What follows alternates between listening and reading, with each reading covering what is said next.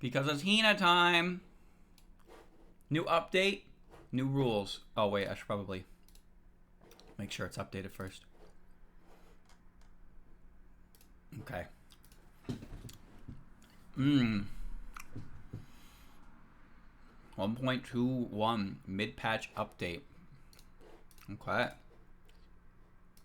Man, I'm so glad this game still gets worked on. You want Hina predictions? Damn. Chat wants everything. Chat cries for the Gamba. They wish to send their imaginary points into the gutter.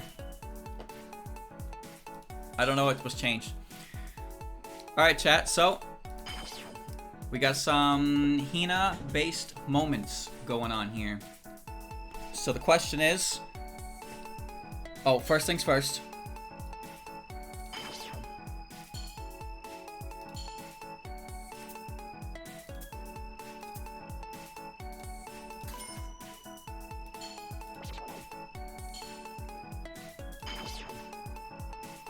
I must change. How do you change emotes again? There it is. These are the only emotes I need. Can put up a damn roll of dice for you every 30 minutes. Okay. I mean, you can run a pred about how many losses streamer incurs in a certain sum of match. Whatever you can think of, I don't really care. Up to you if you wanna. Alright, let's go. So I guess there's new skins, chat. Is that it? Any new character changes? Nope, I ain't watching. Playing some quick Hina. I still got my creamy velvet di Saronno. I don't know how much is left in this bottle because I can't see through it.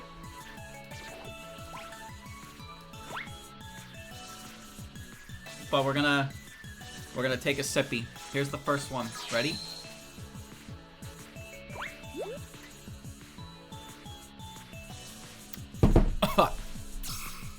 I did it.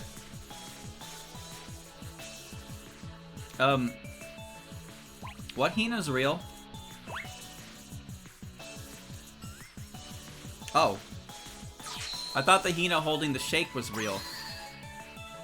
Wait, did Dayose get turned into... Did Dayose get turned into a Hina? So she kept her shake? Is that what happened? Oh, wow. I'm back up. Friend blacklist report. Oh, so if I click that, I never have to play you again. That's got English to... Okay. There's now English for that. Excellent. You better watch yourself, New Way players. You're going on the list. You're all going on the list. The shit list. Man, nothing like a good old-fashioned red... Red? I meant Monday. Why did I say red? Probably because I saw Flandre. Good old-fashioned Monday Hina. There was no weekend stream. I used my weekend pretty much exclusively for goofing off. I'm gonna finish New Vegas. And when I'm done playing that game, I am not gonna have any more distractions. Until I have to start grinding in, for things in the other, the Mystery Dungeon game. Foresight. More Foresight tomorrow, most likely.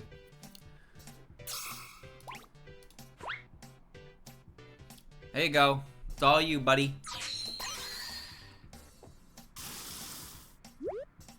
Oh.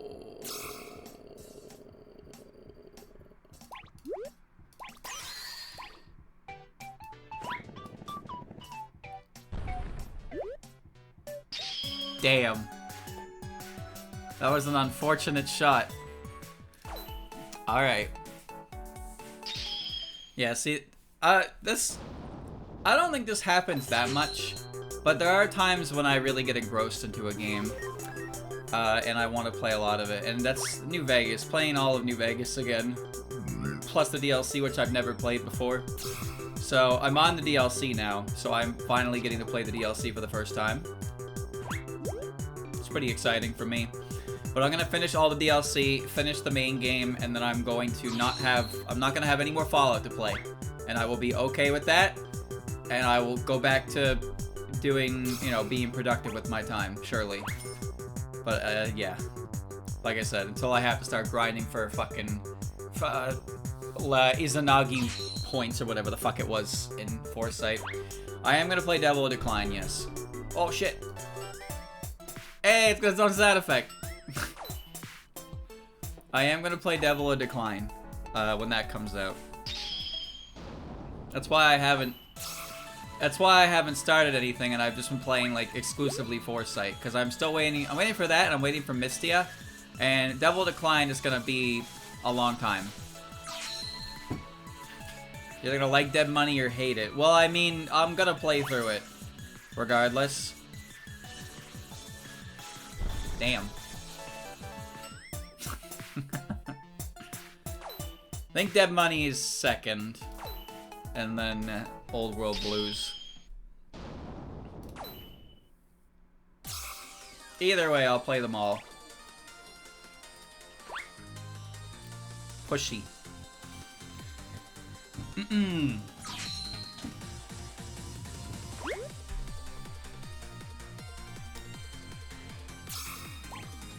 Fly, Tay.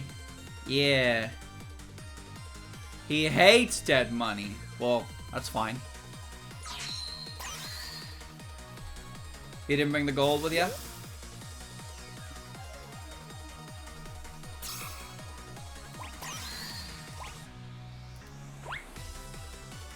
Bonk.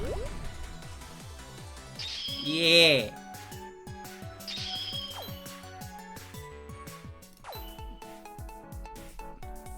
The last time I played New Vegas was probably, it was a long time ago. Oh, we're back here. It was a long time ago. I played it on 360. Loading screens were very long.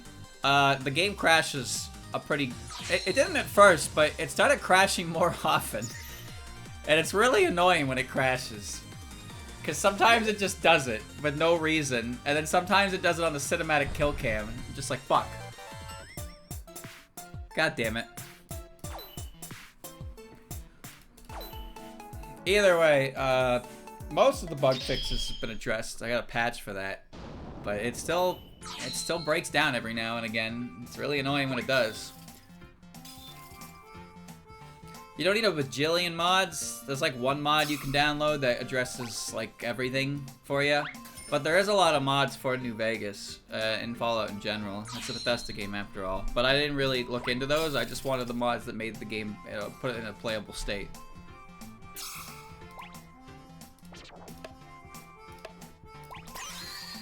Thanks for the free win, idiot.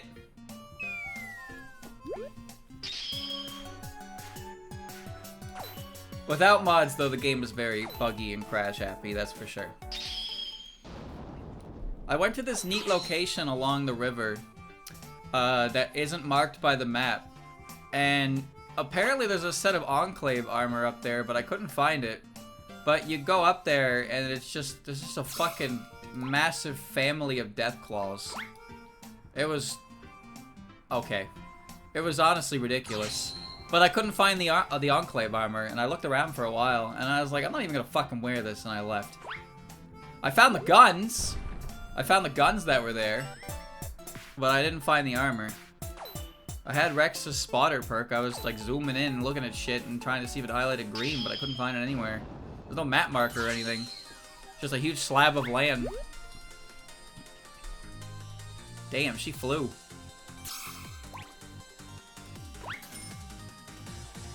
Hina, no! Oh, don't do it again. Good. I got a lot of random bonus points.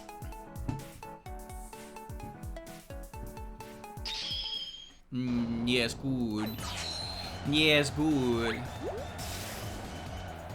It occurred to me how much of New Vegas I actually already knew. So, I thought there was a lot of things I hadn't yet seen in New Vegas, and after playing through it again, that actually wasn't very true. I had done a lot of almost every quest. The only quests I haven't really done are the ones that are with the bad guys. It's not the only way to get the Enclave armor. No, I know. It's the only way to get it without doing Arcane's quest, though. And you can't access that quest until you're, like, fucking knee-deep into the mainline quests. But if you're playing as a bad man, then like you can't really have companions like at all. You can't really have companions when you play as the bad guy. But I don't like playing as the bad guy because in New Vegas, I have the power to like walk into like a 20-man battalion and kill everyone. Like, I can do that. My character is capable of doing that. Why would I use that power to destroy the world when I can use that power to make the world a better place? You know, that's my power fantasy. I win. GG, press start.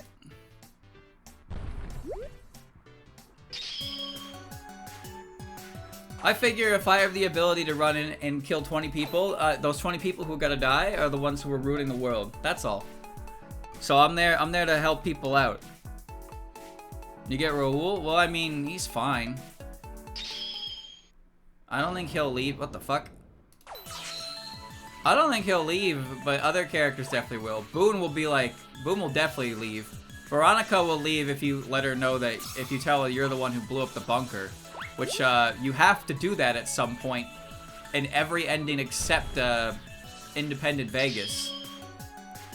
Independent Vegas is the only one that you can, like, be like, nah, let's leave him alone. It's fine. But Mr. House wants you to blow them up. NCR wants you to blow them up. Pretty sure Legion wants you to blow them up. Raoul doesn't like the Legion. He just doesn't have as much negative to say about it as other characters do. That doesn't mean he likes them. No companion likes the Legion. I forget how to win on this stage. Okay.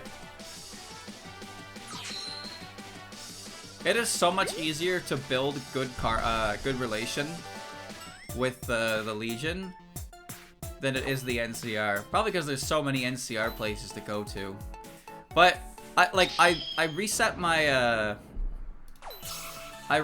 karma with the Mark of Kaisar, and I did two things. I told a slave to use one less fucking Xander root in her healing powder, and I killed some dogs in the arena to get a teddy bear back for a girl. And they were like, hey, the Legion likes you. And I was like, what? She has a good ending with the Brotherhood? How? As far as I knew, the only way to advance that quest line was to blow them the fuck up. I remember the first time I did it, they kidnapped me. I don't even remember what happened to trigger it, but I was fucking around in the Hidden Valley. They kidnapped me, put a collar on my neck, and were like, alright, do this. So I did this. And then they were like, alright, we'll let you walk around, I guess. And then I immediately went to the terminal to activate the self-destruct switch, blew them all the fuck up, and was done. That was my entire experience with the Brotherhood of Steel, because I hadn't played Fallout 3 at that point. I was just like, man, that's annoying. And then I blew them all up. They can unite, but I don't know how to do it. Huh. First I heard of that, I had no idea. House wants you to blow them the fuck up. So I'm probably just gonna blow them the fuck up. But I joined them. I have power armor training. We're friends, they like me. Anyway, I'm gonna kill all of them. Because Mr. House said so.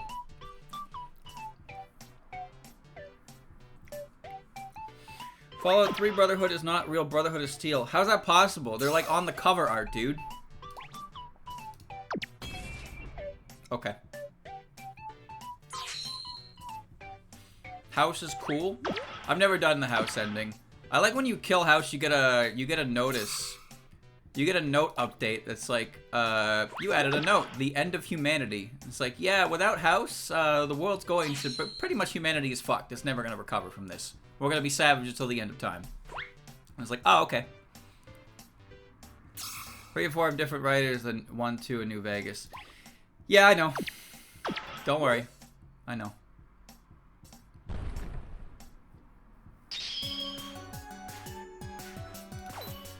You know what I find funny about 3? Is when you get to the end of the game and you're with a super mutant as a partner, and you ask them to walk into the irradiated chamber and activate the Gek. And your super mutant oh, jeez, okay. And your super mutant companion says no. Because it's your destiny to walk in there and die. And she would not rob you of that. Why? What the fuck just happened? Excuse me? Why did I just do that? Yeah, Fallout 3 gets shit on a lot for that. The other one that is, I see as an example of Fallout 3's system being, kind of shitty is with the 10 penny tower quest. That quest is stupid.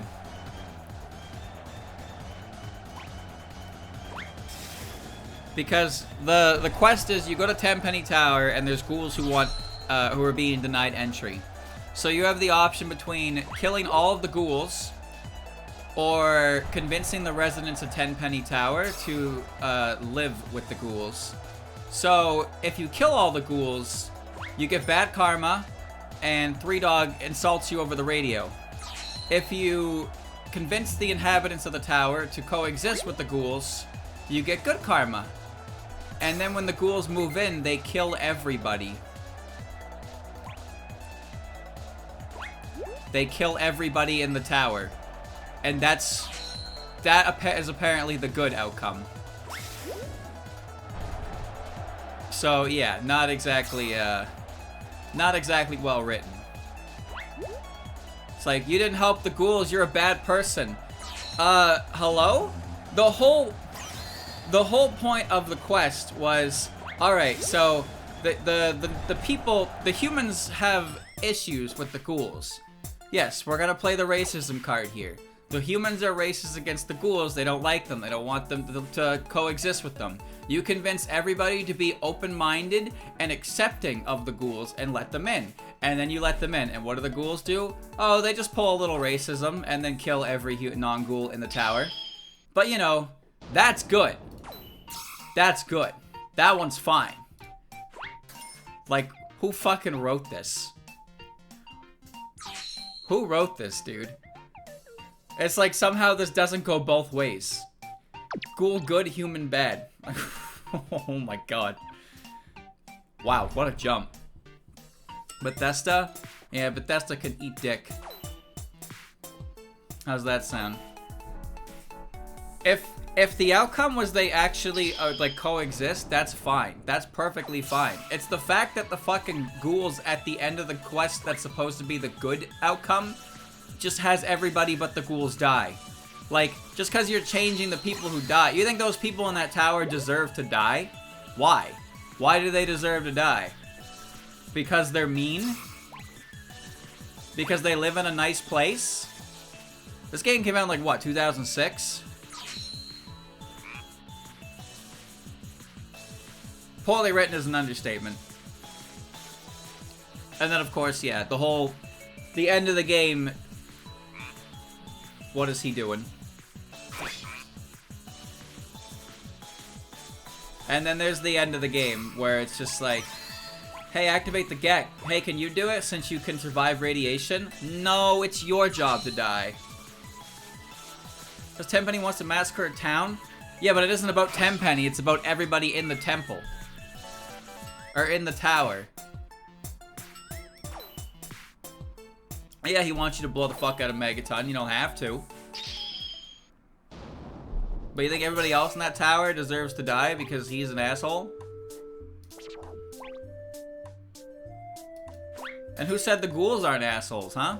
Why are they magically the good guys? What, because they live in squander? The original game's ending is so shit. New Fallout series erased everything that was accomplished in Fallout 1, 2, and New Vegas, so only the Bethesda Fallouts matter now. I heard that, yeah. I heard that. In the show, they kind of retconned some lore. I didn't do the thingy. They kind of retconned some lore. I don't know the big deal, well, I don't know what the dealio is with it, because I didn't watch the show and I don't want to watch the show. I didn't watch the show. I don't want to watch the show either. It's just New Vegas went on sale because of the show. People say the show is good. I haven't. All I've seen is people upset that how much was retconned. They retcon aspects to it. Fly, Hina. You are my winner.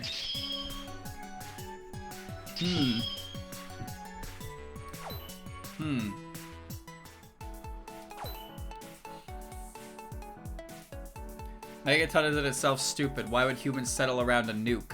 They surely know what it does. Well, I mean, it's called Megaton because it's a megaton bomb, right? Maybe they... Yeah, there was water around it, wasn't there? I don't remember why they settled around the bomb. I guess because people stayed away because it was a fucking bomb. So people didn't want to really risk messing around with it in case the bomb went off. So you could safely, quote-unquote, live with it. I don't know, man. You know, one of my favorite areas, one of my favorite places in Fallout is Novak.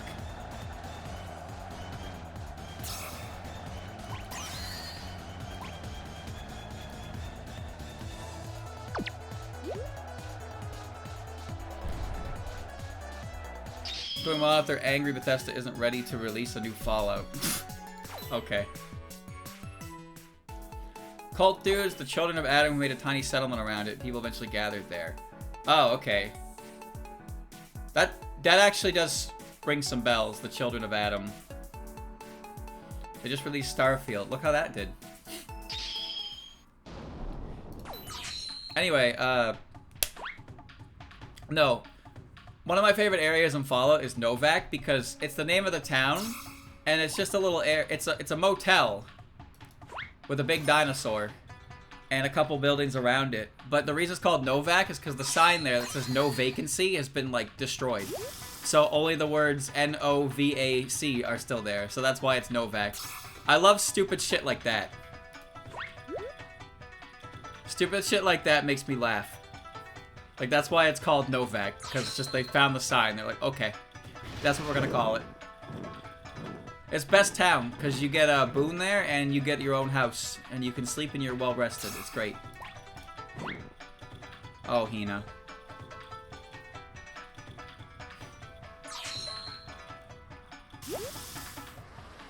Well, and now we're back to square one.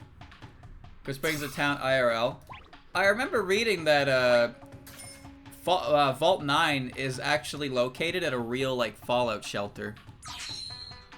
Like, there's a real, actual shelter there in IRL where it is located on, in the game's map. Which is pretty cool. I wonder if it's the same for the other vaults. Dude, I want to watch the video that explains all the vault lores. Because all the vaults have some crazy shit going on in them that you can kind of, like, find the story. New Vegas' vaults are kind of fucked. There's the one about, there's the one about vegetation. Whoa, that was weird. There's the vegetation vault, which you go to, Vault 22. Vault 9 is about two different groups of people living there, the Reds and the Blues. And they're being forced into some kind of fucking, like, crazy social experiment where they're being, like, paranoia-induced. Like, the goal of the Overseer there, I guess, is to induce paranoia both sides without the use of physical violence. So they're doing things to make each side think the other side is messing with them. And that's what's fucking them up. The election one, that's Vault, well, I don't remember the name of the, what vault that was. But that one's fucked.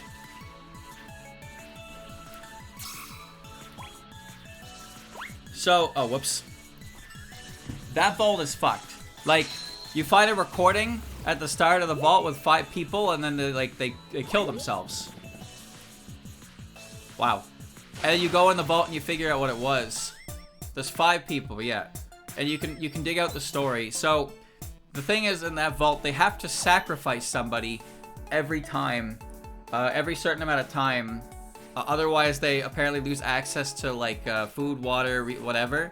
Like, they won't be allowed to live anymore. And it finally gets to a point. It finally gets to a point where they don't want to. They choose not to sacrifice somebody. But what you find at the start of the vault is a group of people killing themselves. But when you get down there, you go into the fucking death chamber under the overseer chair, and you check the terminal at the end, and it's like, congratulations, you chose to value human life instead of like blindly going with authority. As a result, you will not be you're free to go. Like, it's all good. You passed the test. Congratulations. Now you can go. You can leave the vault. Just make sure it's safe. And there was only 5 of them left by the time they finally like did this, and the result was them popping. The entrance to the vault is 4 skeletons. Yeah. There's 4 skeletons, but there's 5 voices in the holotape. So, I don't know where the last guy went. There's also the vault that's irradiated. I think that's the vault that Chris comes from. But there's a vault that's constantly irradiated full of ghouls. It's part of the sharecropper quest. Because you can either turn off the reactor to stop the radiation leak to save the sharecropper farm, or you can redirect the power to save the people who are trapped in the vault, who are still alive. I don't know if those people actually end up anywhere in New Vegas after the fact, because you don't even see them in the vault. But it's an option you have to choose. Vault 21 is the gambling vault. Yeah, that's the gift shop. That's where Doc Mitch is from, and it's right on the strip. Okay. That vault's perfectly safe.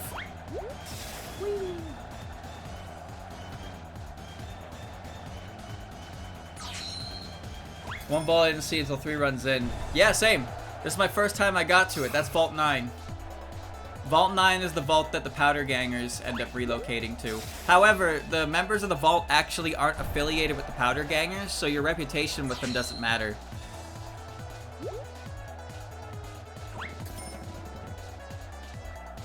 No, the story is the Powder Gangers broke out of NCR with the help of Samuel Cook. He's the one who orchestrated the escape.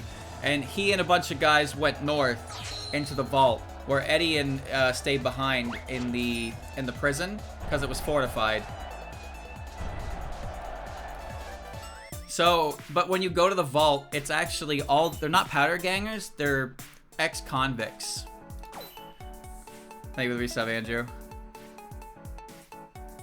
Powder Gangers are underutilized. Yeah, they are. They only exist in the area around Good Springs in the correctional facility. After that, they're just there's nothing. They don't show up anywhere else. And like I said, even Vault 9, it's ex-convicts. They're not Powder Gangers. But the thing is, when you do the quest in that vault, Why Can't We Be Friends, you get Powder Ganger fame for it. So you can choose to either kill the geckos and open the caves up so Cook can make big bombs with the sulfur. Or you can destroy the sulfur rock and then cave in the cave so you can't get access to the sulfur anymore. However, it requires an explosive skill of 50 to blow the whole fucking vault up, and 60 to only blow it up enough that you can continue the quest. I don't know why there is such a hefty explosives check, because I don't upgrade explosives. When I got to that rock and it said I needed 60 explosives, I had 7. 7 explosive skill. So three of my levels went directly into explosive skill, just so I could do that quest. Then you can either convince the Powder Gangers to join the Great Khans, or you can, with Philip, you can get them to turn themselves in. So you can go 2 routes with that. I told him to turn himself in because the Khans are... I don't like the Khans. The Khans aren't necessarily, like, awful. They do what they need to do to survive. But they're also just the strongest drug peddlers. I killed Motor Runner. I fucked him up. He laughed at me when I said I was going to take his head. And then I took his head.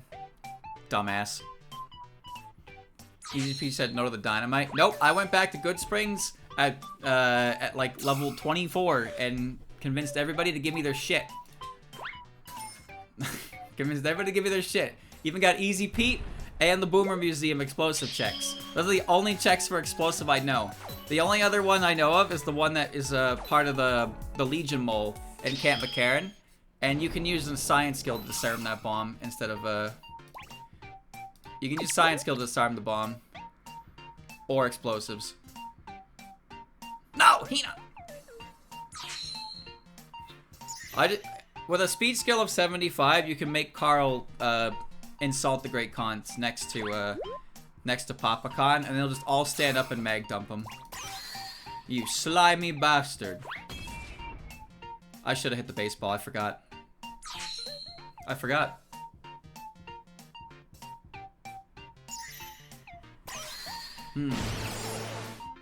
Goodbye.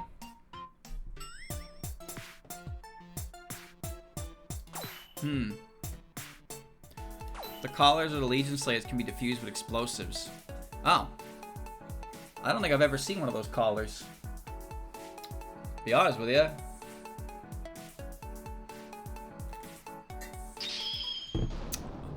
I would have won that if I remembered about the baseball. Oh well.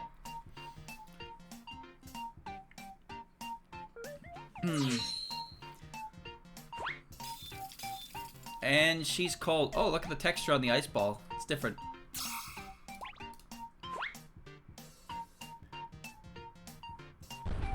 Wow. That was lucky. Only for the quest in Cottonwood Cove. Well, I only really went there because I had to go to the fort for, you know, the main quest, but I don't think I'm gonna do anything with the Legion ever again. I don't think I'm ever gonna go back to their area. Not even bother gonna go there and kill them all. Like, I don't care that much. Just gonna do the DLC. But there's no factions in the DLC, so I can actually wear that really fucking cool black armor from the NCR Rangers. You know, the box art armor. I love that armor. It's so cool.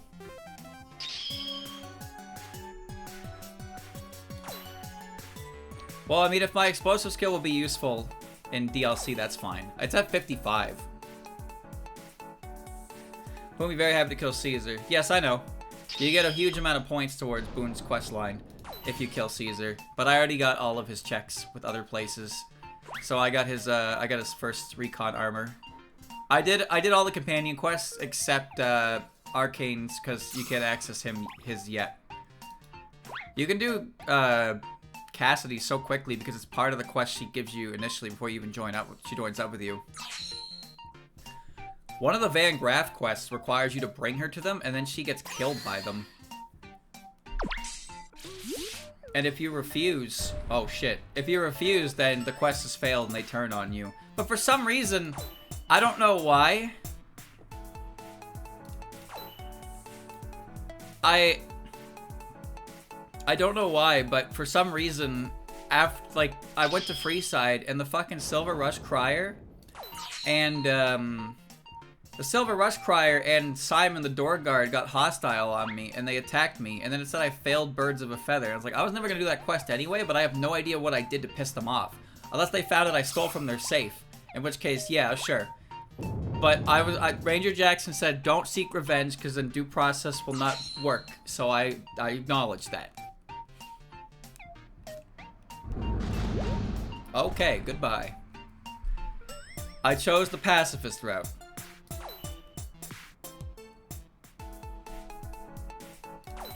Those two somehow know everything you do to the Van Graffs. I am not going back in the Silver Rush. I'm just not going back into it. Honest Heart's first? No, Honest Heart isn't the first DLC, but it's recommended to be the first DLC because it's its own story. That's what I found anyway. It's like its own in a vacuum story.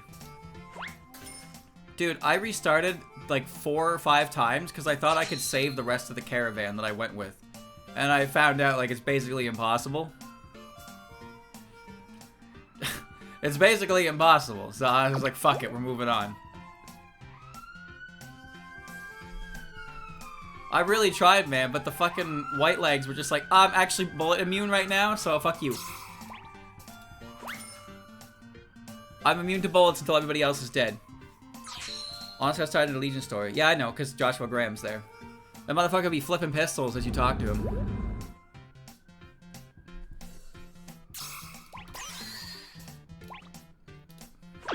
Bonk.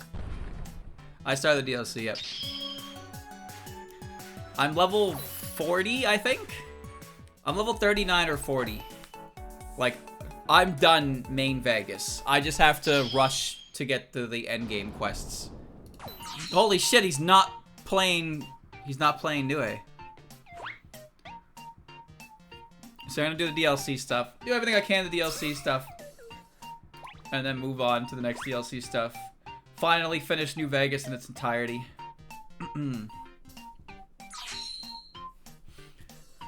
Looking forward to Lonesome Road. No, Lonesome Road, a lot of people say do it last. And not even just because it's like endgame content levels of enemy, mind you, but like also story-wise, it's a good final, I guess. The blacklist threat is taking effect. True? True. All the stories build to Lonesome Road. Okay. Alright. Yeah, I'll probably do Dead Money second if I remember to. But either way, I still gotta do Honest Hearts first.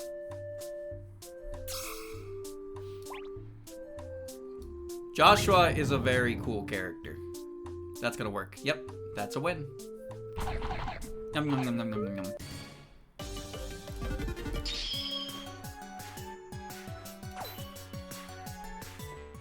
yum.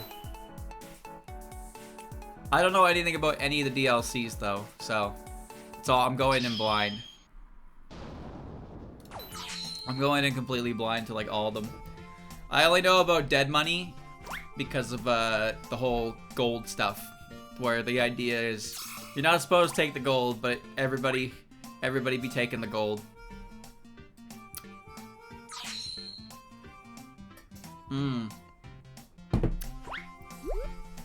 I only know a little bit about Honest Hearts because I know Joshua was a part of it.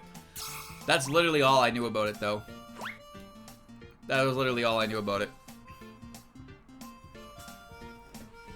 He drops that really he drops that real iconic line on you pretty early on into his conversation too. We can't expect God to do all the work. That's such a fucking that's such a powerful line, dude.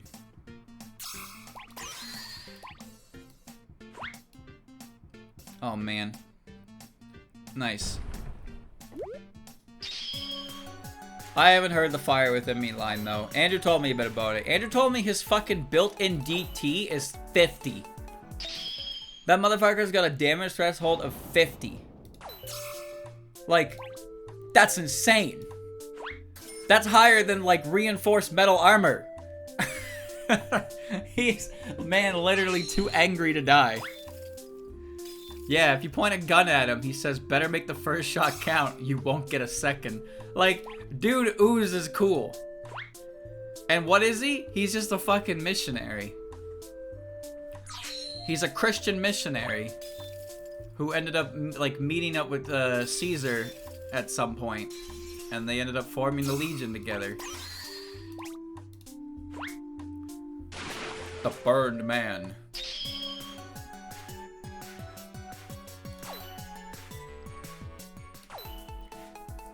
One of the conversation threads you can get with him is like,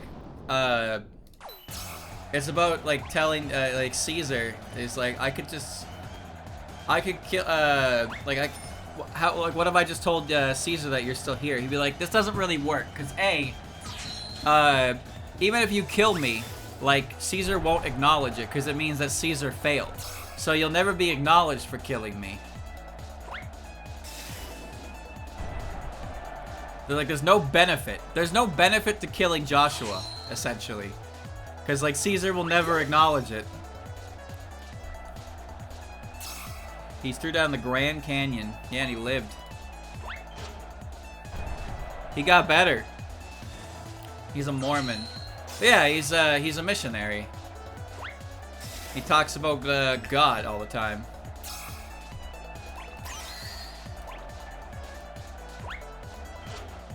I really thought that would work.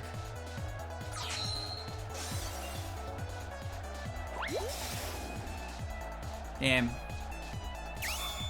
Nice to see that no matter who's playing Chirno, they all fuck up. Caesar would rather die than admit Graham didn't. Yeah.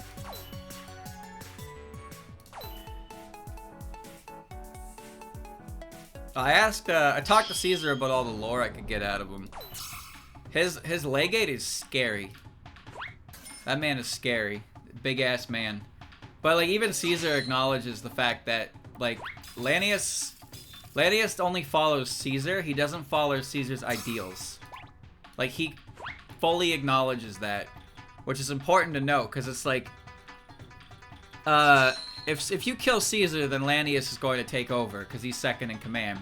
But the Legion would not survive under his command because the reason the Legion survives at all is because Caesar is a smart and ruthless man. But Lanius is just simply, he's literally just violence.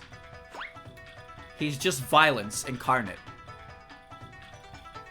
Ask Joshua about that. No, I will. He said we can't. He said until I come back after doing like the first quest, he wouldn't answer any more of my questions. So I haven't got a chance to like get the lore out of him yet because I haven't returned to him since bringing the supplies to Daniel. Okay, also something to that effect. I'm pretty sure they have some. I'm pretty sure they have some dialogue. Like Boone has dialogue when you kill Caesar, and they all mentioned something similar that like. Yeah, just because, like, Caesar dies doesn't mean the Legion's just gonna dissipate like that. But there will come a time, like, where somebody will step up in his role, but nobody will be able to do it like Caesar, and then the Legion will eventually, like, dissipate.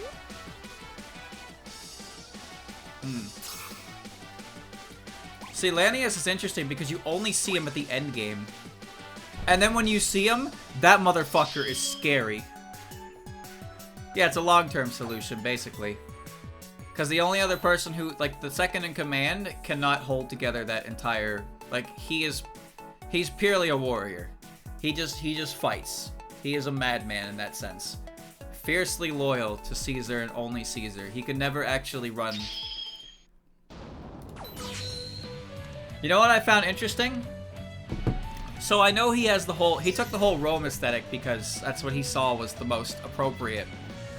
But I didn't know about it prior, but I know about it now.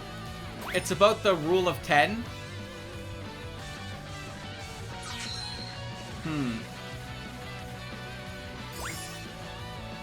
The rule of 10, like when a squadron underperforms, you single out the weakest link in the group, and you beat him to death in front of his troops. It's very not good. Lanius kills so many people if you do Legion route and let Caesar die. Really? I guess that makes sense. Yeah, he's only interested in killing people. Like, he's brutal, dude. He's fucking scary. He's a really big guy. So you can either try to fight his ass, or you can convince him with 100 speech that you can't east the west. How are you gonna east the west if you can't west the east? You hear that other rule if you listen to Raven in New Vegas? Brother, who uses the fucking in-game radio? Who uses the in-game radio? Come on now. You can beat him at barter. Yeah, you can use barter or speech. Speech, you convince him that if he takes Hoover Dam, he'll use all of his forces to take the Mojave, but he won't have anything to defend across the river anymore. So he's not really taking over so much as he's just moving from point A to point B. And he's like, damn. Or you can convince him that keeping trade routes open in all these different places is basically impossible. It's funny, because you basically convince him that he's going to run into the same problems that every NPC complains about with the NCR. Is that they take what they want and they spread themselves too thin. There's a couple caravans that talk about the Legion. About how caravans that deal with the Legion are very safe. Because they're very protected.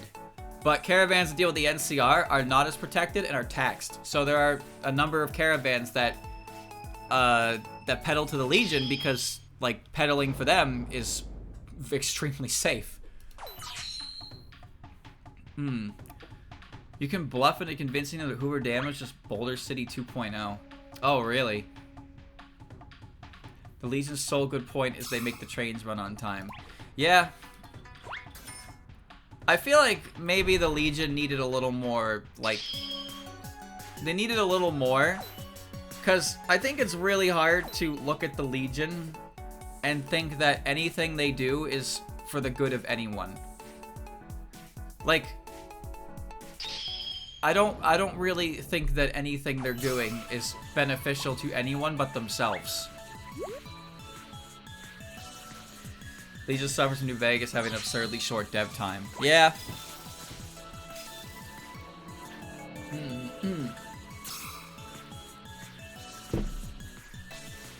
They probably didn't put as much time into it because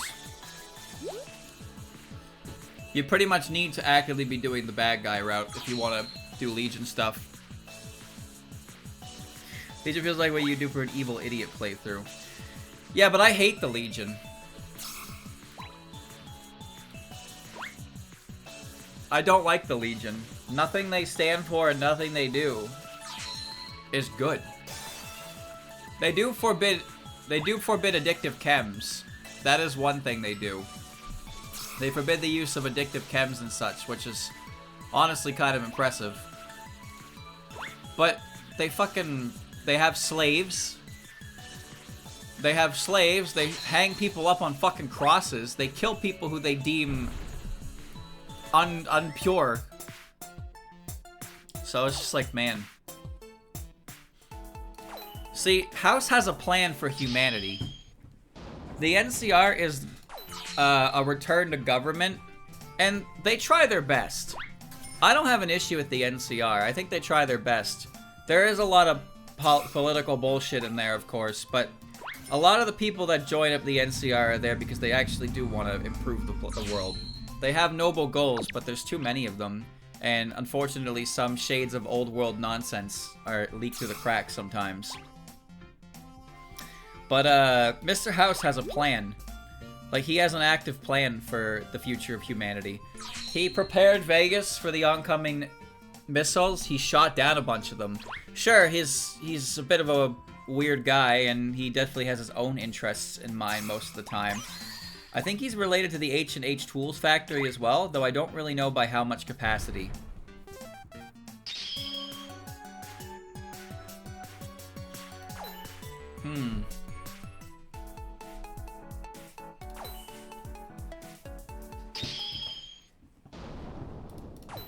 So he's actually like he's probably the most likely candidate for actually putting humanity back on the, you know, recovering after the bombs.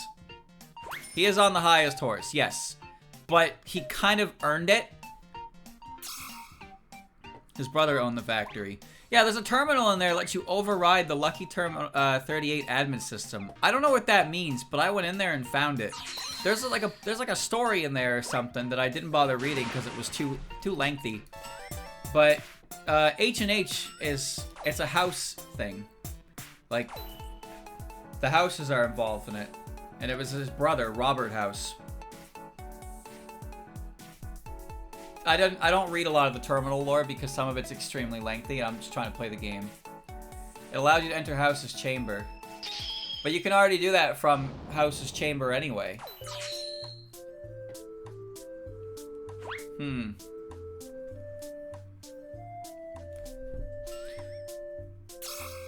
He wants, yeah, Mr. House has a desire to, like, save humanity in a sense.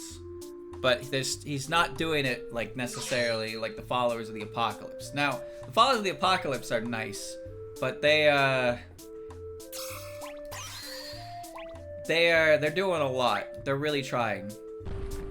There's not a lot for them either. I feel like they should have more. He was to use a whole note about how he was humanity's greatest chance for survival that I got. Yeah, you get that when you kill him.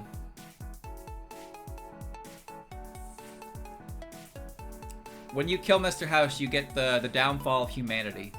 And it's added to your notes. And it's about how, now that Mr. House is dead, humanity will never recover. And it is doomed to fail. Live in its barbaric age of wasteland.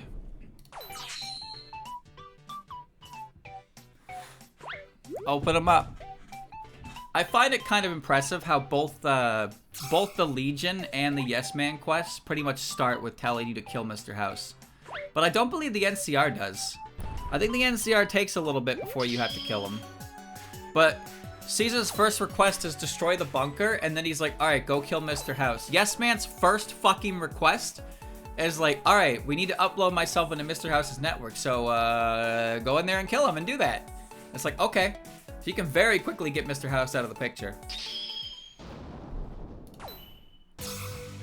You can probably do a couple of For the Republic quests with the House Always Wins, but you really can't do much. Or you can do a couple before you do Render unto Caesar, I guess. But there comes a point where you get a quest that's like, hey, if you keep helping this group, then the other group will shun you and you won't be able to continue their quest line. I think it's like the Wrath of Caesar and Don't Tread on the Bear you get. Yes Man's passive aggression, yes. Yes, he's funny. I spared the Brotherhood of Steel and he was like, good idea. I'm sure it's a great idea to let a bunch of pre-war gun nuts roam around the desert unsupervised. I was like, alright bro, chill.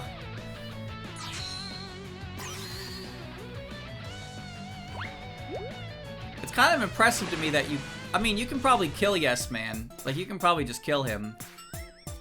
But I'm kind of impressed you can't report him to Mr. House. I guess they don't want you to do that. But you have an option to, like, attack Yes Man through dialogue options. So, it's just like, okay. Just completely throw that out of your way.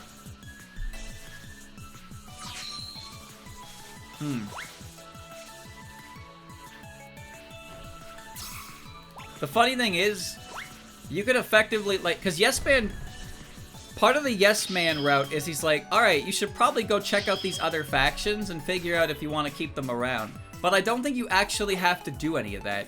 I think you can just go up to him and be like, yeah, spare them, spare them, spare them, yeah, whatever. Like, you don't actually have to do anything. You could just be like, yeah, no, get rid of them. Well, the idea of independent Vegas is the courier takes over Vegas with the help of Yes Man. But, like, do you really think you're somebody who can manage all that? You just turned yourself into a fucking warlord. Can you really manage all that? You can kill everyone, but Yes Man will come back. Did you know there's a skill you can get for, like, with the cannibal skill? By eating 4 NPCs? It's called the Meat of Champions. You get it by cannibalizing, you get it by cannibalizing Caesar, Kimball, the King, and I think Mr. House? I think it's basically all the main players of the main quest, and then the King for some reason, because why not? You eat all 4 of them and you gain I don't know what the skill does, I just know that it exists. King is a bit of an off one out there. Yeah, a bit. But you can't eat Yes Man. And if you eat Yes Man, then you lock yourself out of any ending at all, right? Like, you can't, you can't lock yourself out of every ending. So that's why Yes Man comes back. He is the king. Yeah? I like the king. I'm a king.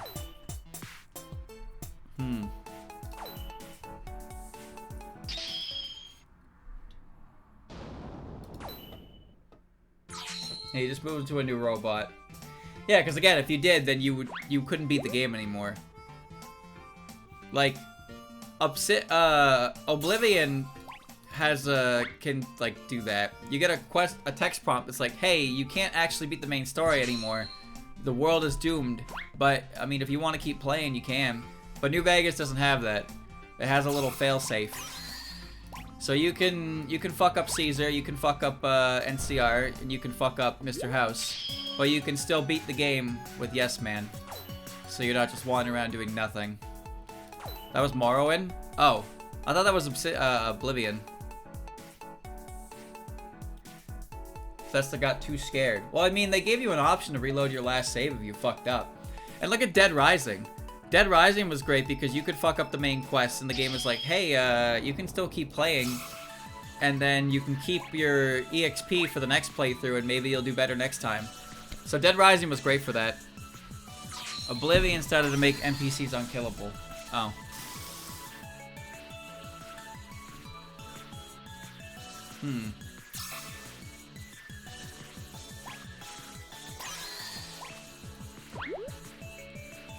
If you kill everybody who knows where your dad is, it'll just tell you to look around with no quest marker. Oh. Interesting thing about Fallout 3, if you activate the bomb in Megaton, everybody dies except the girl who gives you the quest for the Wasteland Survival Guide. You can still get that quest. She turns into a ghoul. She's like the only one who lives the attack, just so you can keep the quest going. A neat little nod I like in New Vegas is the book that increases your survival by 3 is the Wasteland Survival Guide that she wrote. I think that's a neat touch.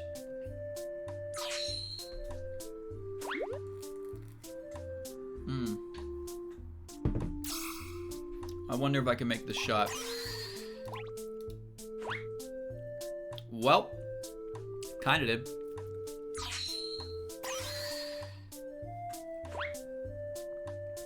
Wow. Now that's unfortunate. Yo, I am bouncing in and out of this rank, dude. I really am.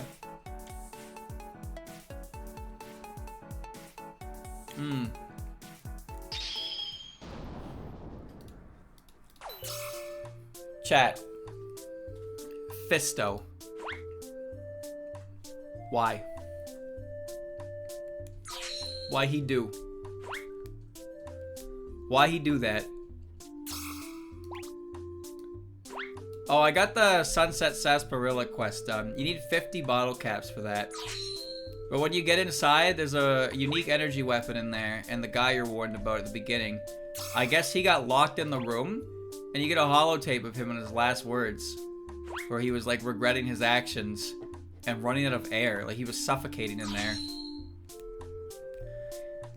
Pretty much every area has like one bottle cap you can find sitting out in the open. You can also just chug sarsaparilla, because you can find a ton of it at the factory as well. Eventually you'll get it. And then when you do, you just do it. Also, there's a survival check. There's a survival check to carry more weight into the DLC. You need like 60 survival for it, but you can also have the strong back perk, and it will give you the same effect. However, if you ask any other option before the survival check disappears, and you can take the strong back perk. Also, you know the Omerta quest? The Omerta quest, we get to find out what's going on. You can talk to Carleton, the weird, the guy who makes snuff films, and there's a bit of a quirk where you can, with a 35 speech check, you can convince him that there's a girl for him, and you can tell him to follow you, but you can keep talking to him, and the speech check doesn't go away. So I checked it, and yes, each time you pass that speech check, you get EXP from it. So if you haven't done that quest and you just want to get to level 50, you can just keep talking to this guy and keep passing the 35 speech check until your EXP skyrockets. And I didn't do it. And also, he's dead now, but you can do that. That is something you can do if you want quick EXP. You just need 35 speech and a couple minutes, and you will start juicing.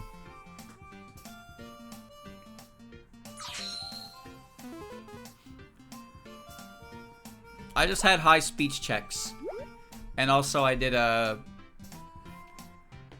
the Joanna quest first, and then I talked to Kachinko, because you get information about the quests from Mick and Ralph, but then also you get information when you do the Joanna quest, and then you can kind of start how little we know like that.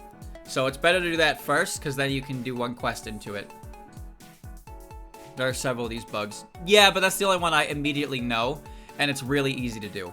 And it only requires 35 speech to do. I took the perk that increases the percentage of EXP you get based on your level as well. So I was getting a lot of EXP by doing it. But again, I didn't abuse it. In fact, I reloaded the save after I noticed it worked, and then I went on my way like a good wastelander. I'm a good noodle. I wouldn't cheat out in the desert. I did get banned from every casino, but I wouldn't cheat in the desert. Like, hey, you're in a hot streak. Damn, you're a lucky motherfucker. Man, you are quite the show today. All right, show's over, motherfucker. Stop playing. Can't play anymore. Fuck you. Oh yeah, I walked out with I had 60,000 caps in my pocket when I was done breaking the casino.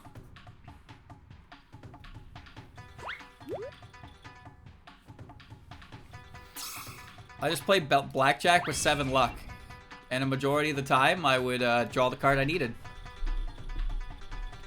I can't bet any more than 200.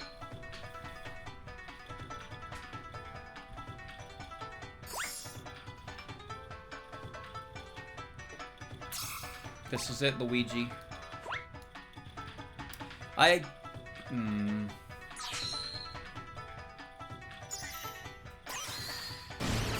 Goodbye, Hina. I think I had 20,000 or so when I started. I got like 11k out of the white gloves, 9k out of the omertas, and 9k out of the tops.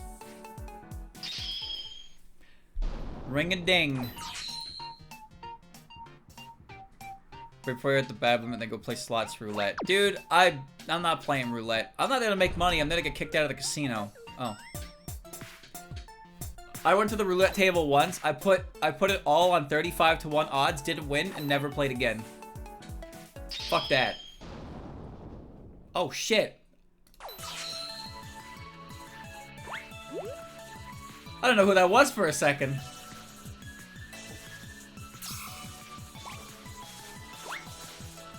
You cheated. Yeah, the Ultralux took some fucking time.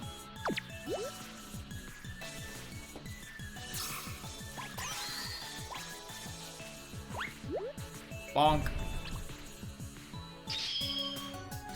Ring-a-ding, baby. Ring-a-ding. I always kill Benny and get the platinum chip right away, but if you don't kill him, you go back to Mr. House, and it's the quest still progresses, and Benny's captured by Caesar, and he's up at the fort. So you don't have to kill him there. But if you kill him there, you don't have to worry about him calling his bodyguards in to drop you. I like when you talk to Swank after you kill Betty. Like, I did the checks for getting Benny, like, convincing him to go to his room alone. And then I was like, oh, wait just a second. So then I went and dealt with him myself. And I went back to Swank, and he was like, you ready to confront Benny? And one of the dialogue options was, yeah, he's dead. So I just said him that.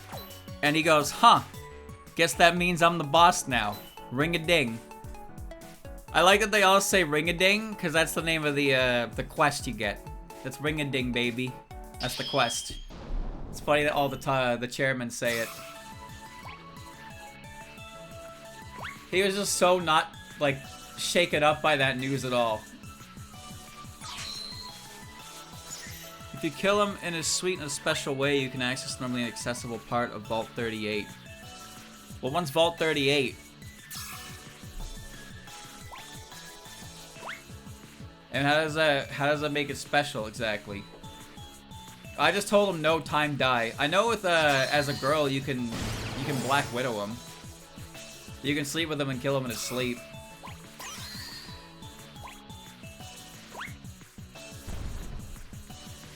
Ding dong. It's funny to me when you go to New Vegas after you've done like everything in the wasteland. So like at this point, the new Vegas vault? No, that's Vault 21, isn't it? Or Vault 21 or 22?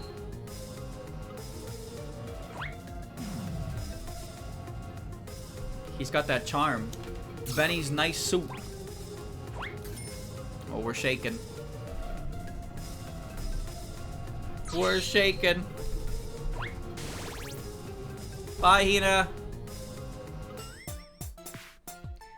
She's gone! And so is my rank.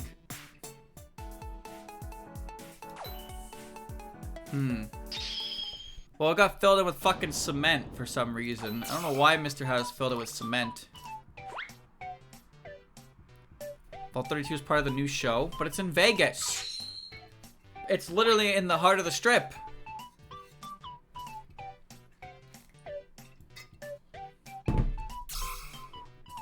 Ah! Oh my.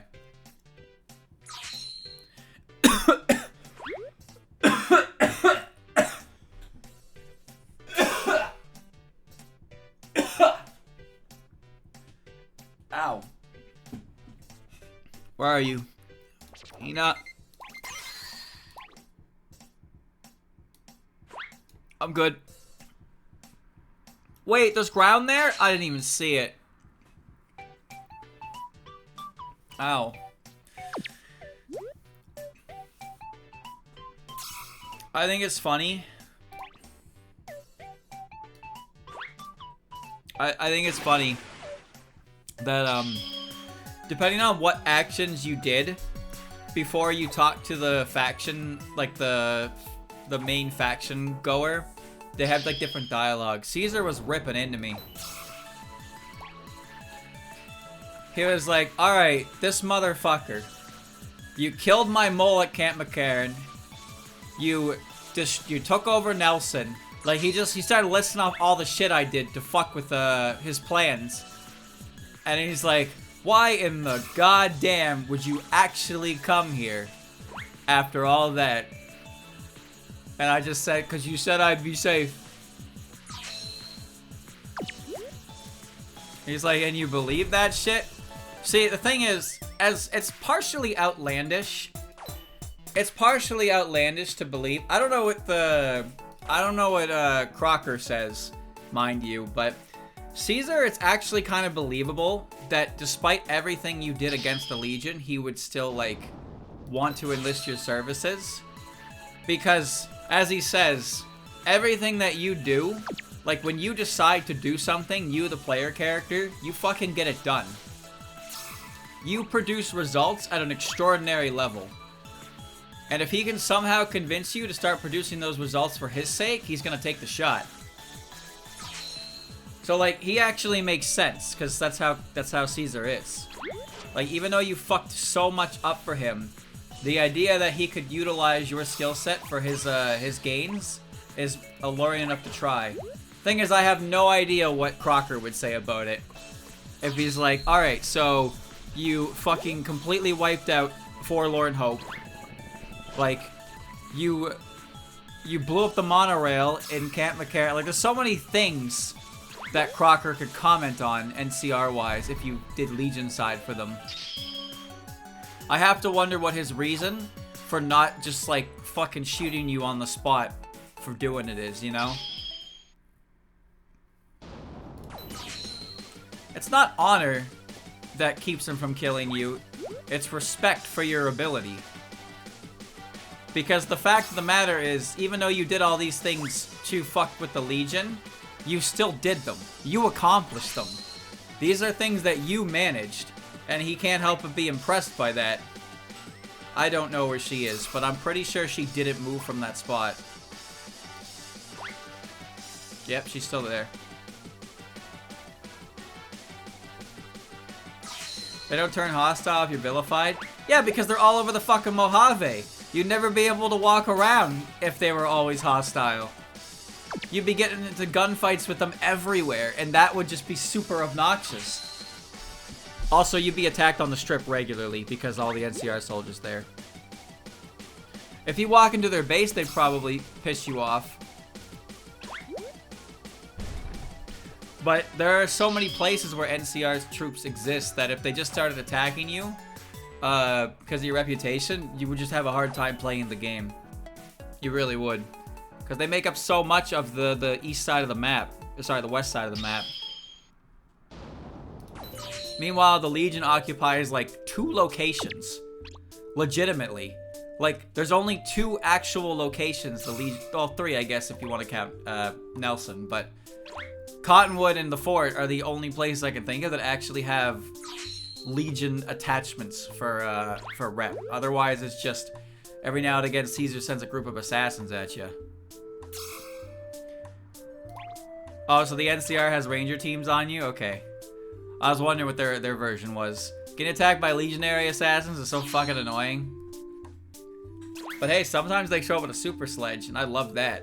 Love that weapon. Mojave Outpost, they only verbally state how much they want to put a bullet in your head. Any traders and officers won't deal with you, though. So they can't attack you unless you attack first. I've never played the bad guy routes in any, like, the Fallout games. The legionary assassins have trouble, like, pathfinding to me most of the time. Sometimes I see them start running away and I take a pot shot at them. They despawn if you walk into a building, though. Like, they literally only appear in that moment, but if you change the loading zone, they no longer exist as an enemy. It's very weird. But they have some damn good guns. Like, one of them's packing like a 12.8mm fucking submachine gun, a sniper rifle, a super sledge. Like, they come at you with some fucking weapons.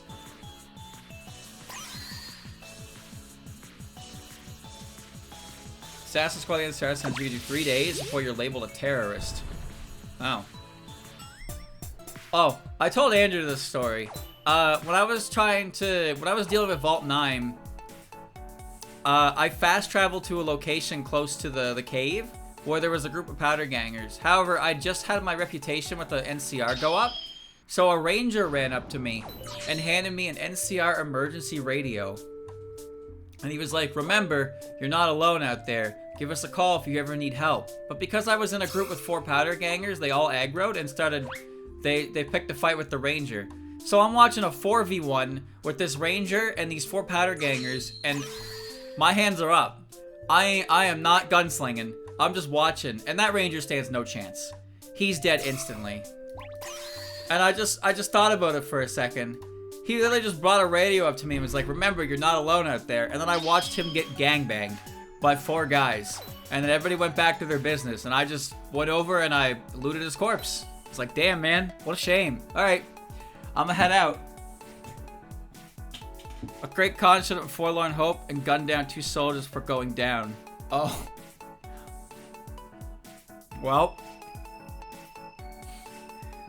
It's funny because NPCs just run at you sometimes because they have to spawn in. Like when you grab your first Sunset Sarsaparilla Star Bottle Cat, Malcolm appears. Like he spawns in and he starts running towards you from a direction. If you get too close to Nipton and the Mojave Outpost, then Thomas spawns with Jacqueline and you get that. If you have 50 speed, you can convince him to give you the necklace, or you can kill him, or you can just pickpocket him.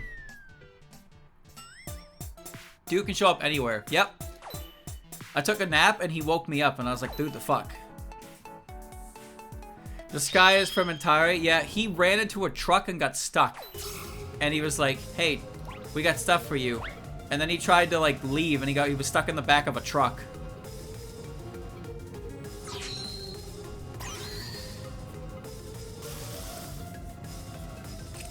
You can pass an intelligence check if Jacqueline wins the fight.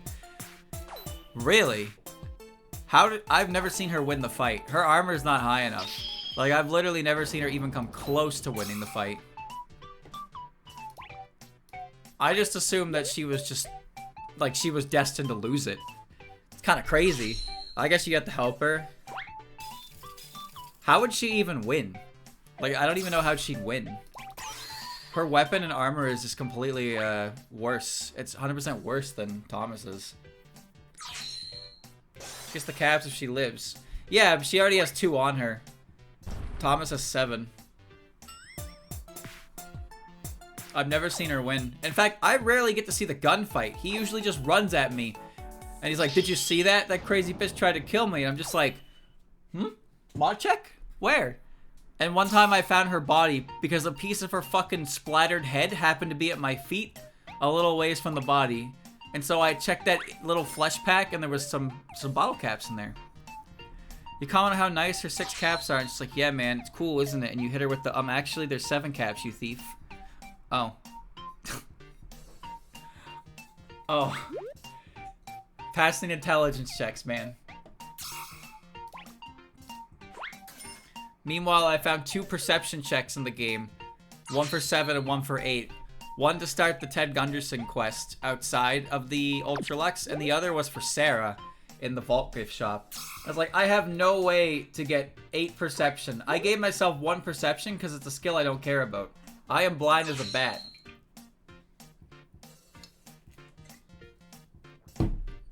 Doc Mitch told me to get a pair of glasses. He has a comment. Doc Mitch actually has comments based on if you have a special stat at 1 or 10. It's cool. Perception helps with dead money. Well, I'm fucked then, because my perception at base value is literally 1.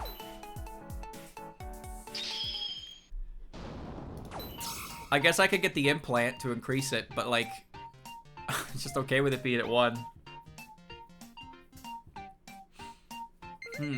Oh shit, it's my turn, my bad.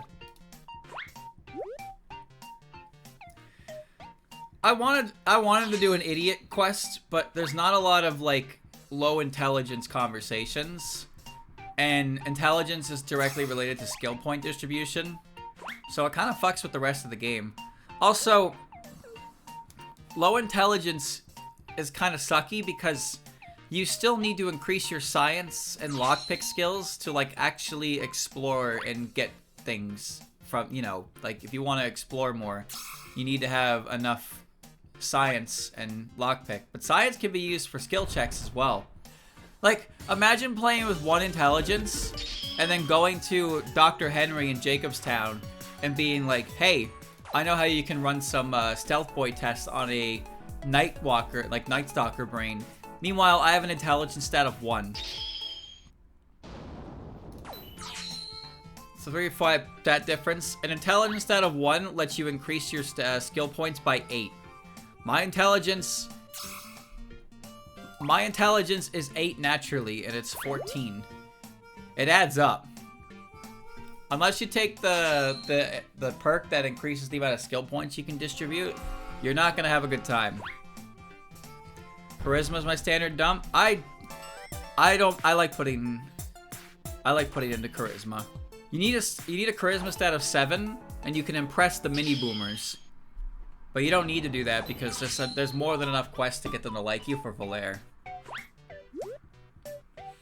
You realize Rex are different buffs depending on which brain you put him. Yes, he also has a different ending based on which brain you put in him. If you give him Viola's brain, he gains an increase in speed, but his ending is he goes back to being a fiend dog. If you give him the old lady Gibson's dog's brain, he gains stronger attack, and he settles down at the end of the game. I have no idea what happens if you give him Lupa's brain, though. I just killed the dog. Dude was like, you can have her brain if you win in the arena. And I was like, okay, so I killed him. I killed Lupa, took her brain, and left. I already replaced the brain for Rex. I don't need it, but I killed the Legion's big dog. Because I'm an asshole.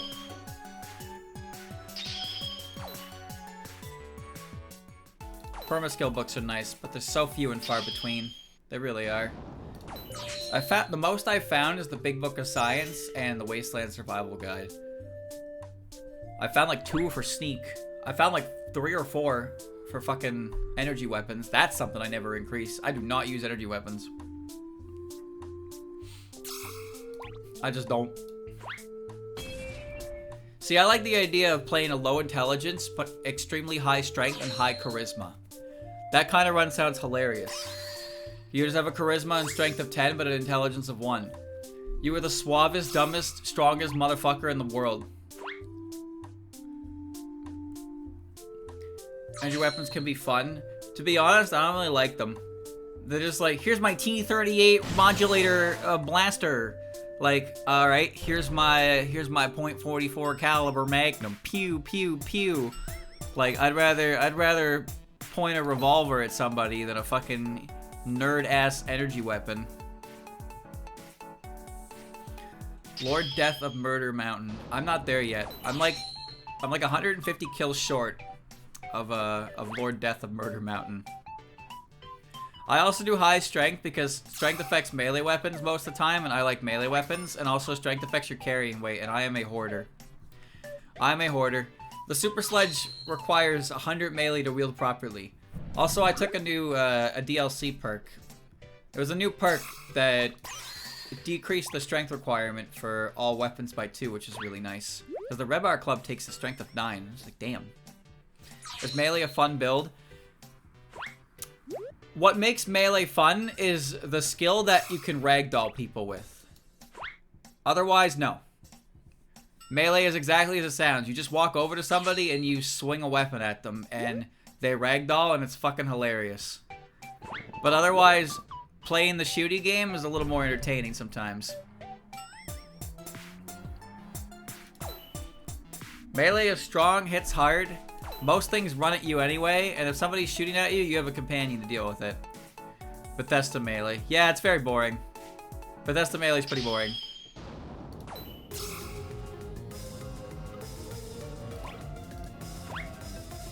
When things block, it's really annoying too. I took the perk that increases the amount of damage you do to blocking. You need 90 melee for that perk. But no, the heavy slam perk is really stupid because it knocks people down, but it can still activate while they're down on the ground as well.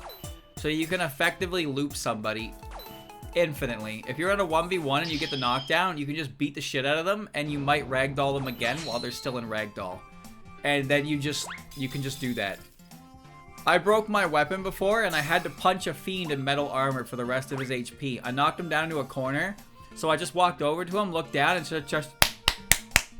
And it took like 20 seconds to unarm him, but I finally killed him just by punching him in the corner because he just kept ragdolling every time he would get up. So it's very silly.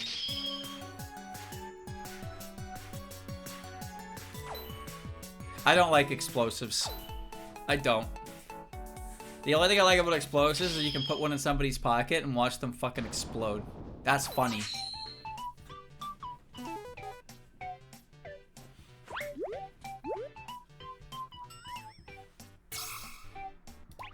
No, I'm not talking about Cook Cook. It was just a random fucking, Actually, no, I think it was a Viper. It might have been a Viper. Not Cook Cook. Cook Cook just ended up getting aggroed, and then, I beat him to death with, a Rebar Club. No, I've never actually, like, properly used explosive. The only time I've ever properly used an explosive was when I threw a grenade at the gas leak in Vault 22. And then I was like, how do I survive this? And then I died instantly. The next time I closed the door, and then Boone and Rex were outside, and they were knocked unconscious by the blast. Thankfully, they were only knocked unconscious. You can only permanently lose a companion if you piss them off, or they die by a quest route. Cassidy can die by the Van Graff quest line. Apparently, you can feed Veronica to the White Glove Society. If you do the White Glove Society quest with Mortimer, you can find a suitable replacement to save Ted Gunderson, and you can offer up Veronica as a substitute meal. You can also sell Arcane Ganon into slavery at the Legion to fix Caesar's brain tumor.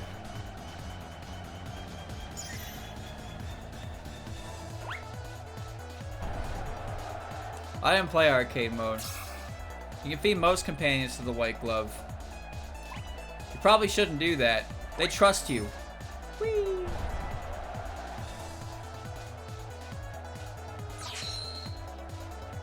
What's the reward you get for beating the game on hardcore mode anyway? The game tells you can switch it on and off at any point, but if you start with it on, you get a special reward at the end. You get a trophy. Oh, an achievement? Wow. See, hardcore mode didn't seem that great to me because I was planning on exploring everything. But if you're just trying to beat the game, then yeah. I ran to Novak so fast. My Hina worm.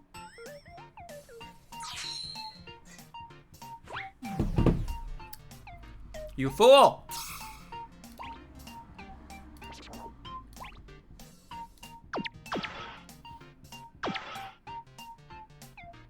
Good.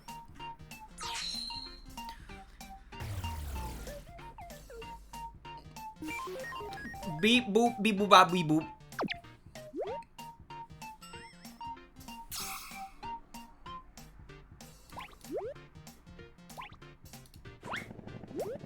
Meow. Down she go.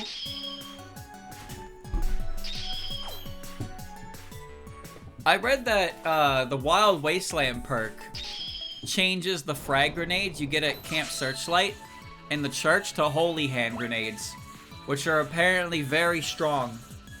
I thought the Wild Wasteland just made a bunch of kooky, like, aesthetic changes. I didn't realize it actually made a fucking god tier weapon. Literally a god tier weapon. They're nukes as grenades.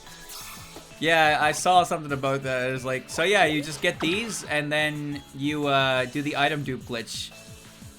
Yeah, it's a Holy Grail reference. The Holy Hand Grenade. The Wild Wasteland's full of silly references like that. The Alien Blaster as well. I don't know a lot of the Wild Wasteland specifics. Oh, you know what? I saw a video on the Archimedes with the Euclid Sea Finder, and a motherfucker launched the giant laser right when the legionary assassin confronted him. And so, like, he walked over to him while he was in the laser, and he's like, the Kaiser has marked you for death. And then as soon as the conversation's over, that man is just bones. He has been vaporized, he has been turned to bones. And then 10 seconds later, the courier also dies because the laser blast was directly in his face. So, that weapon's mad funny, but I know it's bad. You can fire it once per day. You can fire it once per day, and sometimes it doesn't work. One of the funniest bug issues I read about that one is that sometimes the weapon doesn't fire properly, but it stores the fire. So the next time it fires is when you fast travel, and it immediately fires at your feet. So you just fast travel and fucking vaporize yourself with the sun laser. The sun is a deadly laser. Oh my god. It's not required for Veronica's quest. It's one of the 3 requirements. You can either get the data from Vault 22, which I already got deleted by Keely because I didn't have enough science to even get the prompt to convince her that we need to keep it. You can get her the pulse gun, which is bonus against power armor, from the gun case at the bottom of the radiated vault, which you need a lock skill of 100 to get through, which I didn't have the first time I went through it. Or you can activate Archimedes, which I didn't do because I activated the power for free side for points for Ganon. So robbed? Who are you? Was I playing you? I was just playing the game.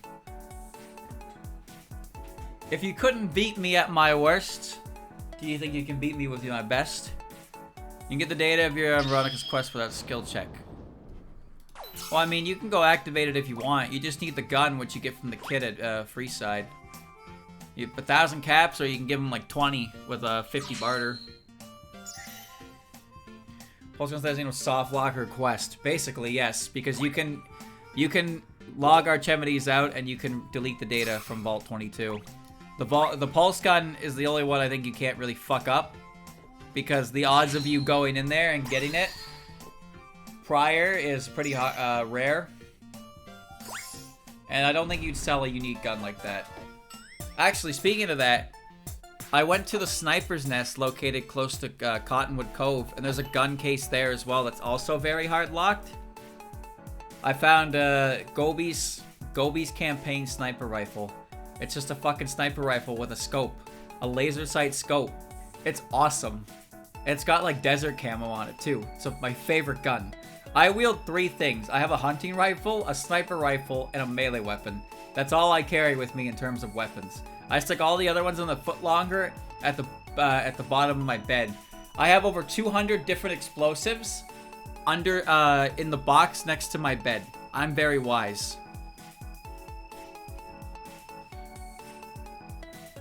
If you if you activate Archimedes and it vaporizes all the NCR, and Legion end up occupying the base later on. They take it over. Cause somebody's got to take it. I'm pretty sure you immediately get vilified by doing that.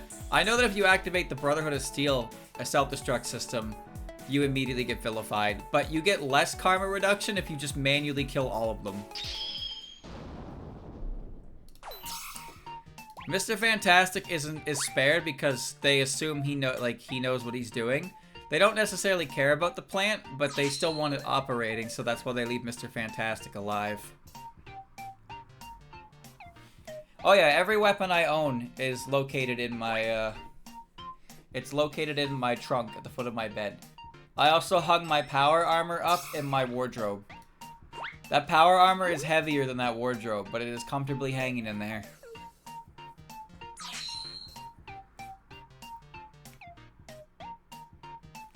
Mr. Fantastic does not know what he's doing. He doesn't know what he's doing. It's the follower scientist who keeps things going. But I'm sure he's out of there once Legion hits. They asked if I had a degree in theoretical physics. I told them I had a theoretical degree in physics. That's a good line. This guy is a certified dumbass. He is idiot. Wow. How fortunate.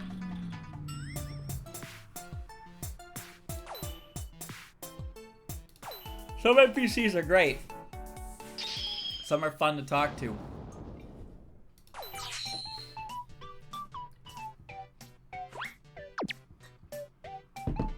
I feel like there's not a lot of ghouls in New Vegas, though. Like, there's a couple. There's Keely. She's kind of important. There's Beatrix, I guess, if you want to count her. Well, I mean, Bright's group. That's like all the ghoul. All of the ghoul that you're gonna see in that game is pretty much all in Rep Contest site with Jason and his group. After that, it's just a couple, like, whatevers. Oh yeah, Raul. Raul as well. He's a companion. But there's a companion for, like, everything, though, right? Like, Lily exists. Many NCR veteran rangers are ghouls. I wouldn't say many of them are, but there is a ranger station that is comprised of ghouls. Unless you're talking about the assassin squads. But, yeah, right, you have EDE, the robot. You got Rex, the dog. You got, Raul, the ghoul. You got Brotherhood of Steel, Veronica. You got a Caravan Worker, Cassidy. You got First Recon with Boone. You got Followers with Arcane. And you got a Nightkin with Lily. Lily has one of those, Lily has a quest that isn't written. It's one of those unwritten quests that you can do. You just have to witness a couple aspects to her, and then you can convince her either to take her meds in full, keep taking half her meds, or stop taking her meds completely. And you get a different ending based on them. Veteran Rangers start appearing that are decent chances for them to be ghouls. You mean, wait, the Veteran Rangers are the ones in the gas mask, right? Like the ones where they cover their face, the black armor? Because that, like the cover art. The cover art Rangers. Not the heavy troopers. The heavy troopers are wearing like thin Brotherhood of Steel armor. Thin power armor. I didn't know they were ghouls. I've never actually talked to one. I love that outfit though. That gas mask is awesome and the fucking long coat. I just wish it wasn't faction armor so I could wear it everywhere. But it's not faction armor in the DLC, so I'm wearing it there. Some of them are ghouls.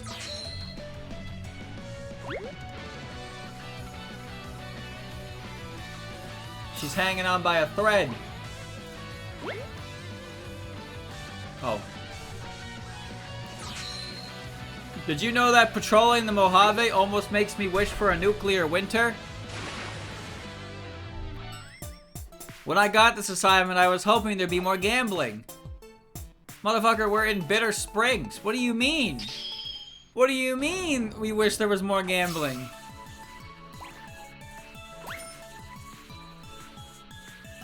Honest Arts has a non-faction version of the riot armor. Yeah, I'm wearing it. I found it in a cave. It's the same armor, but it was in much better condition, and I put it on, and now I'm wearing it forever. Because it's the coolest fucking armor in the game.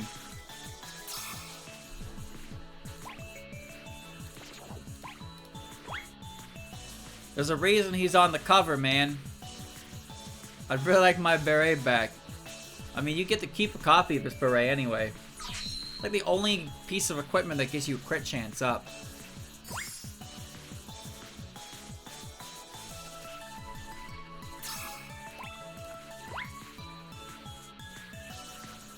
Good job, team. We did it. When I got this assignment, I was hoping there'd be more gambling. DLC's gonna give a crit chance. Yeah, but that's not base game. It's different. They gave the spore plants and the spore carriers items that they dropped, which is cool. Because apparently the denizens of Vault 22 ended up going north and ended up at the canyon. Like, because like there's a location that's the remnant camp of Vault 22. So like the denizens of the vault got out and they went north, and now they brought with them more fucking carriers and spore plants, which I thought was cool.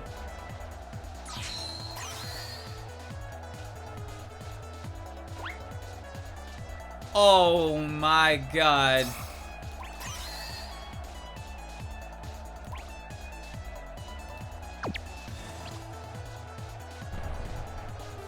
I gave up my bonus points for having max bar. There's a lot of random areas in there that don't really amount to anything, but I figured I'd just check every box. At this point, I can literally fast travel to every location that I need to for a quest, and I can just do all the quests like rapid fire, like that. I'm not necessarily trying to rush it, but I'm trying to rush it a bit. I want to do the quests, but like I don't necessarily care about a lot outside of like Joshua. So it's like, okay, I'm just gonna do everything I can to get as much dialogue out of him, and then move on to the more story-centric ones that are in areas that aren't a fucking canyon. Because goddamn, I thought navigating the canyon was gonna be a lot worse than it actually was. I was so worried. I was just like, I can't climb straight up. I gotta walk around everything. But surprisingly, it wasn't too bad to walk around it. Very nice. They got green geckos. They spit at you.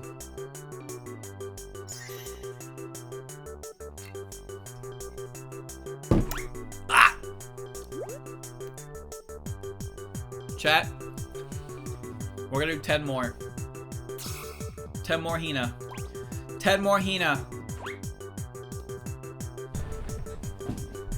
Anime type say, can you afford it? You spent a lot of money. You spent a lot of money on your spring trip.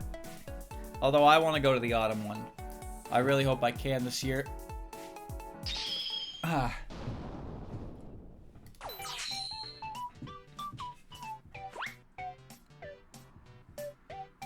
It should be possible. Crunch the numbers. There's one little propane tank in there. This game 1 of 10. That was game 1 of 10. Could afford the flight and hotel at least. Yeah, but if you just go and you can't buy anything there, then what? Then what do you do? Cry? Just gonna cry? Boo hoo hoo.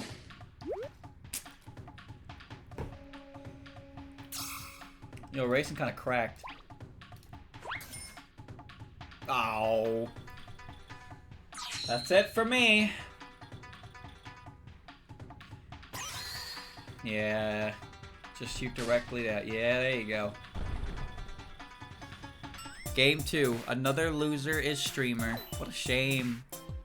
All streamer does is lose. Why does he just lose? Why can't he win? Why isn't he a winner?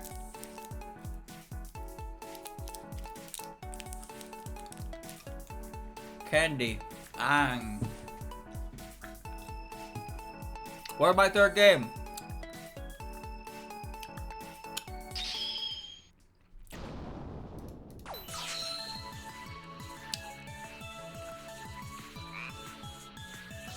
Chat. Let me tell you something. I could play 10 games in Hina,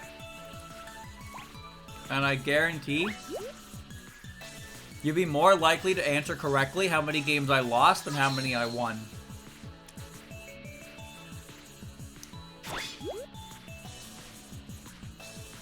I guarantee it.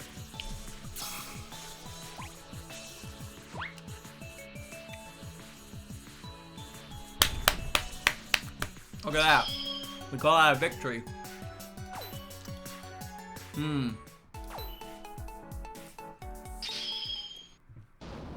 don't think that's true. I think it is. I think it's very true. All you gotta do is pay attention to the losses. You don't pay attention to the wins.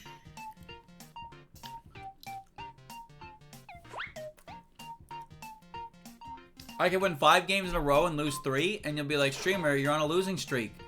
Like I didn't just win 5 games in a fucking row. What is happening? What is happening?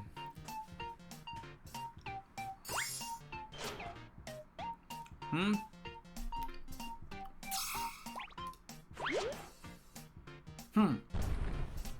2-2.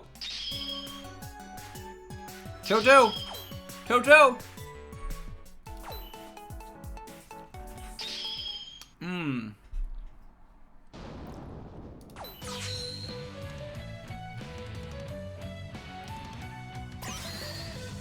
What are you doing, brother?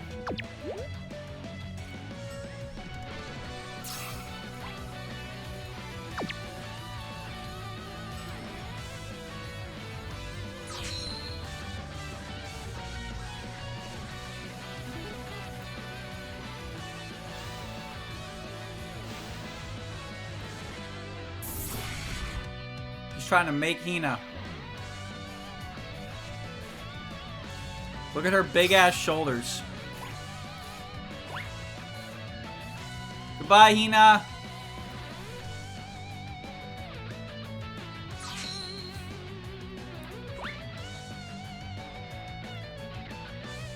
Wow.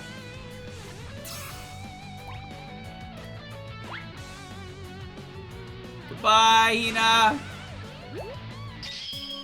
And that is win number 3 for the streamer. That's right, he's keeping count. That's 5 games total. We got 5 more games to play.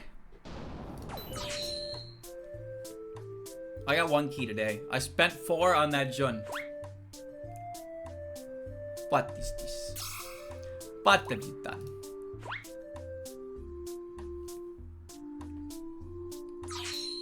You know, if that had gone a little further, I would have won because it would have slid off your cat ball.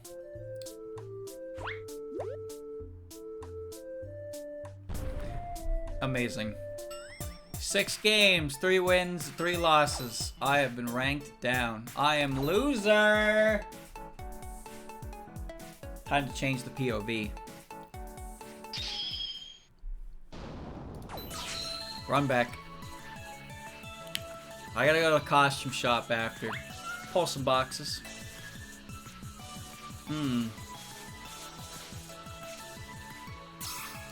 Oh, whoops. Fly. Fly, Hina, fly.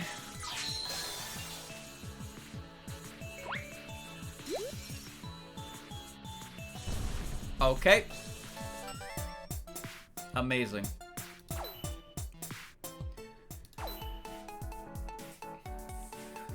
Give it up for game number 7. Here we go. Game 7.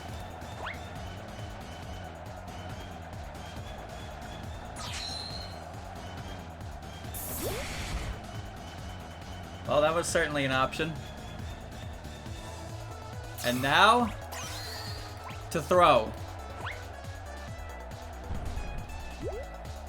We did it. And a ×4 BP. He's rich. Game number 8. We are now 4 wins and 4 losses. That is a small Koichi. Why is she so small?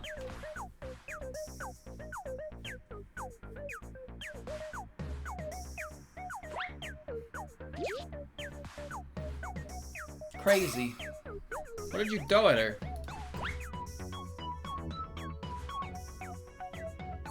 I always wonder why Shizuha is like high definition. Minariko looks like she was stretched after the fact, so she's blurry. Well.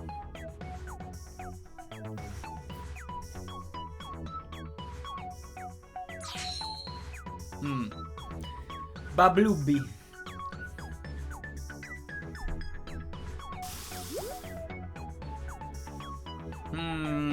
Yes, good.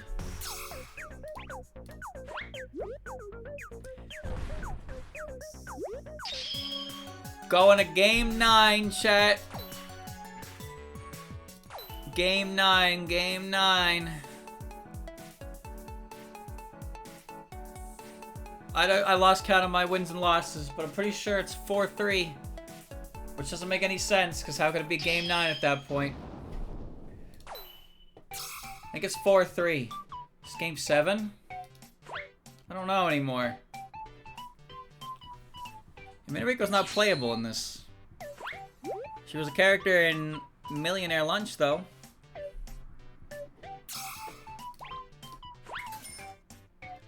So it begins. Don't interrupt my movement.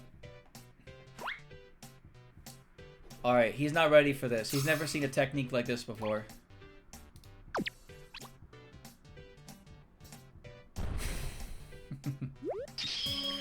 There you go. Last game, chat. Last game. This is it. The final one.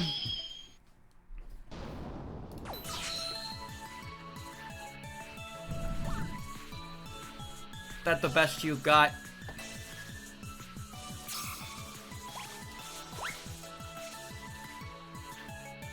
I don't know what's gonna happen. The millionaire. Son of a bitch. I didn't lose any rank points. We're the winner. Take me to the shop. Take me to the box. Open the box. Open the box. Working.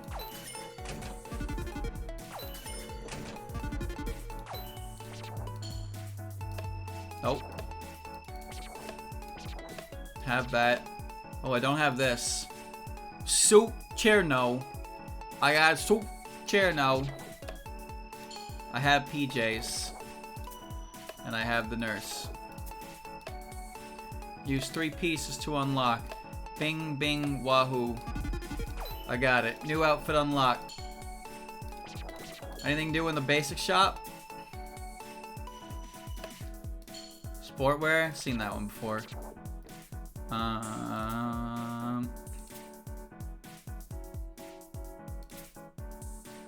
So many. There's so many. Oh my god, there's so many. Advent? What do you mean Advent?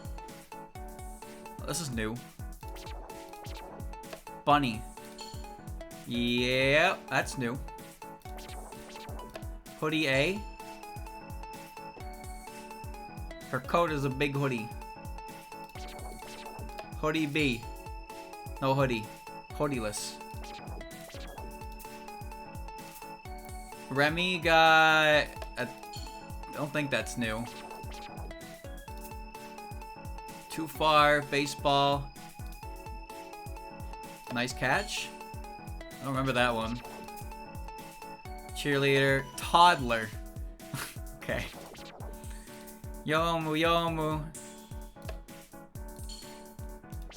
Yomu got Yuyuko. She can turn into Yuyuko now. Reimu has received nothing. Marissa has received nothing. Snai has received... That's new. Guitar. Miracle? I don't remember that one. Eepee. 705. PB Rocket. Nothing new for Seija, nothing new for Takane. Alice, the Grimoire. Why is she wearing gloves? Nothing new for Utso. No. Kimono. I think that was there before. Idol, nothing new there.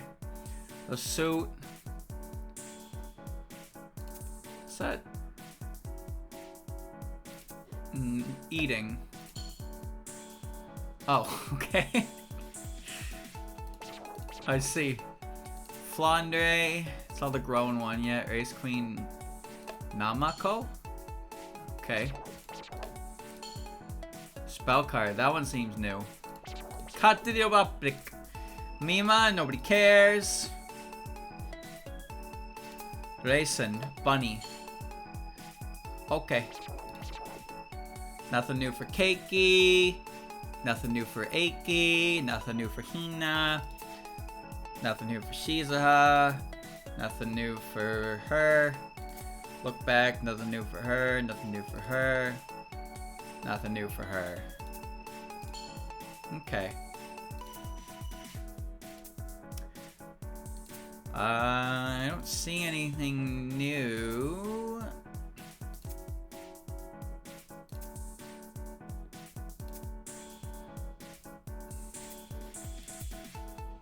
I guess it'll be these ones in the back. Debunni. Take me back to my page. Level 51 Jun. I have options now, baby. Well, chat.